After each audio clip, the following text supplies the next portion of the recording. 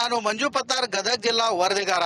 ಗದಗ ಜಿಲ್ಲೆಯಾದ್ಯಂತ ಭೀಕರ ಬರದ ಛಾಯೆ ಆವರಿಸಿದೆ. ಆದರೆ ಸರ್ಕಾರ ಈವರೆಗೂ ಕೂಡ ಬರಗಾಲ ಪೀಡಿತ ಪ್ರದೇಶ ಅಂತ ಹೇಳಿ ಘೋಷಣೆ ಮಾಡಿಲ್ಲ. ಇದು ಅನ್ನದಾತರ ಆಕ್ರೋಶಕ್ಕೆ ಕಾರಣವಾಗಿರುವಂತದ್ದು. ನಾನಿವಾಗ ಗದಗ ಹೊರವಲಯದಲ್ಲಿರುವಂತಹ ಗಂಗಿಮಡಿ ಪ್ರದೇಶದಲ್ಲಿದ್ದೇನೆ. ಇಲ್ಲಿ ಸಾಕಷ್ಟು ರೈತರು ಏನು ಮುಂಗಾರಿನಲ್ಲಿ ಭರ್ಜರಿ ಮಳೆಯಾಗಿತ್ತು, ಆ ಸಮಯದಲ್ಲಿ ಹೆಸರು ಬಿತ್ತನೆ ಮಾಡಿದ್ರು. ಆದ್ರೆ ಇವಾಗ ಹೆಸರು ಯಾವ ರೀತಿ ಆಗಿದೆ ಅನ್ನೋದ್ರ ಬಗ್ಗೆ ರಿಪಬ್ಲಿಕ್ ಕನ್ನಡ ಕೂಡ ಇಲ್ಲಿ ರಿಯಾಲಿಟಿ ಚೆಕ್ ಮಾಡ್ತಾ ಇರುವಂತದ್ದು. ನಾವಿಲ್ಲಿ ದೃಶ್ಯದಲ್ಲಿ ಕೂಡ ನೋಡ್ತಾ ಇರಬಹುದು. ಈ ರೀತಿ ಹೆಸರು ಸಂಪೂರ್ಣವಾಗಿ ಒಣಗಿ ಹೋಗ್ತಾ ಇದೆ. ಯಾವುದೇ ರೀತಿಯಿಂದ ತೇವಾಂಶ ಕೂಡ ಇಲ್ಲ. ಇವಾಗ ಅರ್ಧಂಬರ್ಧ ಮಳೆ ಆಗಿರೋದ್ರಿಂದ ಇಷ್ಟೇ ಹೆಸರಿನ ಕಾಳುಗಳು ಕೂಡ ಮಾತ್ರ ಬಂದಿರುವಂತದ್ದು. ಹೀಗಾಗಿ ರೈತರು ಸಾಲ ಸೋಲ ಮಾಡಿ ಬಿತ್ತನೆ ಮಾಡಿದ್ದಾರೆ. ಆದ್ರೆ ಸಂಪೂರ್ಣವಾಗಿ ಮಳೆ ಬಾರದ ಕಾರಣಕ್ಕಾಗಿ ಎಲ್ಲ ಬೆಳೆ ಕೂಡ ಒಣಗಿ ಹೋಗ್ತಾ ಇದ್ದಾವೆ. ಒಂದ್ ಕಡೆ ಹೆಸರು ಆಗಿರ್ಬೋದು, ಶೇಂಗಾ, ಮೆಣಸಿನ ಬೆಳೆ ಸೇರಿದಂತೆ ಮುಂಗಾರಿನಲ್ಲಿ ಬಿತ್ತನೆ ಮಾಡಿದಂತ ಎಲ್ಲ ಬೆಳೆಗಳು ಕೂಡ ಒಣಗಿ ಹೋಗ್ತಾ ಇದ್ದಾವೆ. 1 ಎಕರೆಗೆ 25,000 ರಿಂದ 30,000 ರೂಪಾಯಿ ಖರ್ಚು ಮಾಡಿ ರೈತರು ಬಿತ್ತನೆ ಮಾಡಿದ್ರು. ಆದ್ರೆ ಈವರೆಗೂ ಕೂಡ ಸಮರ್ಪಕವಾಗಿ ಮಳೆ ಆಗದ ಹಿನ್ನೆಲೆಯಲ್ಲಿ ಬಿಸಿಲಿನ ತಾಪಕ್ಕೆ ಸಂಪೂರ್ಣವಾಗಿ ಒಣಗಿ ಹೋಗ್ತಾ ಇದ್ದಾವೆ. ಹೀಗಾಗಿ ರೈತರು ಕೂಡ ಸಾಕಷ್ಟು ಆಕ್ರೋಶ ವ್ಯಕ್ತಪಡಿಸ್ತಾ ಇದ್ದಾರೆ. ಯಾಕಂತಂದ್ರೆ ಇವಾಗ ಇಡೀ ಗದಗ ಜಿಲ್ಲೆಯ 7 ತಾಲೂಕಿನಲ್ಲಿ ಬರದ ಛಾಯೆ ಇದೆ. ಸರ್ಕಾರ ಈವರೆಗೂ ಕೂಡ ಬರಗಾಲ ಪೀಡಿತ ಪ್ರದೇಶ ಅಂತ ಹೇಳಿ ಘೋಷಣೆ ಮಾಡಿಲ್ಲ. ಇದು ರೈತರ ಆಕ್ರೋಶಕ್ಕೆ ಕಾರಣವಾಗಿದೆ. ಇಲ್ಲಿರುವ ಕೃಷಿ ಇಲಾಖೆ ಅಧಿಕಾರಿಗಳು ಕೂಡ ಸಮರ್ಪಕವಾಗಿ ಸರ್ವೆ ಮಾಡ್ತಾ ಇಲ್ಲ. ರೈತರ ಕಷ್ಟಗಳನ್ನು ಆಲಿಸಲು ಅಧಿಕಾರಿಗಳು ಕೂಡ ಸ್ಥಳಕ್ಕೆ ಬರ್ತಾ ಇಲ್ಲ. ನಮ್ಮ ಜೊತೆಗೆ ಮಾತನಾಡಲು ರೈತರಿದ್ದಾರೆ, ಅವರನ್ನ ಮಾತಾಡ್ಸೋಣ. ಸರ್, ಇಷ್ಟೆಲ್ಲ ಹಾನಿಯಾಗಿದೆ, ರೈತರು ಬಂದು ಅಧಿಕಾರಿಗಳು ಬಂದು ಸರ್ವೆ ಗಿರ್ವೆ ಮಾಡಿದ್ದಾರೆ, ಹೇಗೆ ಅಂತ?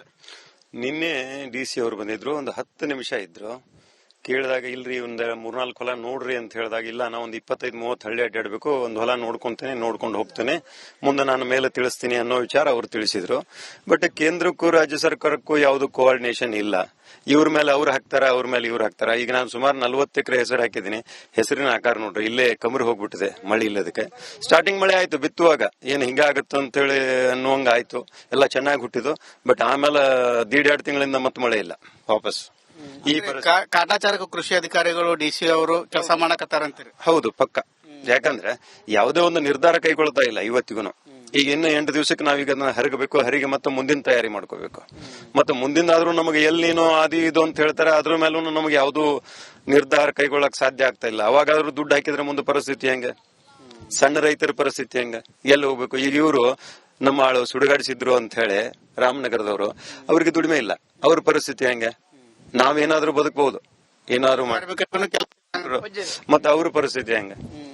ಅವ್ರು ಪ್ರತಿ ವರ್ಷ ಬರೋರು ದುಡಿಲಿಕ್ಕೆ. ಸರ್ಕಾರಕ್ಕೆ ಏನು ಒತ್ತಾಯ ಮಾಡ್ತೀರಿ? ಏನಿಲ್ಲ, ಆದಷ್ಟು ಬೇಗ ನಿರ್ಧಾರ ಮಾಡ್ರಿ, ಬರ ಪೀಡಿತ ಅಂತ ಹೇಳಿ ಘೋಷಣೆ ಮಾಡ್ರಿ. ಆದಷ್ಟು ಕೇಂದ್ರ ಸರ್ಕಾರದ ಮೇಲೆ ನೀವು ಹಾಕುದು, ಅವ್ರ ಮೇಲೆ ನೀವು ಹಾಕುದು ಬೇಡ.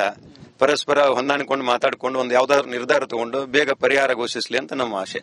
ಒಟ್ಟಾರೆ ಹೇಳ್ಬೇಕಂತಂದ್ರೆ ಗದಗ ಜಿಲ್ಲೆಯ 7 ತಾಲೂಕಿನಲ್ಲಿ ಕೂಡ ಬರದ ಛಾಯೆ ಆವರಿಸಿದೆ. ಆದ್ರೆ ಇಲ್ಲಿ ಬಿತ್ತನೆ ಮಾಡಿದಂತ ಬೆಳೆ ಸಂಪೂರ್ಣವಾಗಿ ಒಣಗಿ ಹೋಗ್ತಾ ಇದ್ದಾವೆ. ಇಷ್ಟೊಂದು ಹಾನಿಯಾದ್ರೂ ಕೂಡ ರಾಜ್ಯ ಸರ್ಕಾರ ಬರಪೀಡಿತ ಜಿಲ್ಲೆ ಅಂತ ಹೇಳಿ ಘೋಷಣೆ ಮಾಡ್ತಾ ಇಲ್ಲ. ಇದು ಅನ್ನದಾತರ ಆಕ್ರೋಶಕ್ಕೆ ಕಾರಣವಾಗಿದೆ. ಇನ್ನಾದರೂ ರಾಜ್ಯ ಸರ್ಕಾರ ಎಚ್ಚೆತ್ತುಕೊಂಡು ಗದಗ ಜಿಲ್ಲೆಯನ್ನು ಬರಪೀಡಿತ ಜಿಲ್ಲೆ ಅಂತೇಳಿ ಘೋಷಣೆ ಮಾಡಬೇಕಾಗಿದೆ. ಇದಷ್ಟು ಇಲ್ಲಿನ ಸುದ್ದಿ. ಮುಂದಿನ ಸುದ್ದಿಯನ್ನು ನನ್ನ ಸಹೋದ್ಯೋಗಿ ಕೊಡ್ತಾರೆ. Over to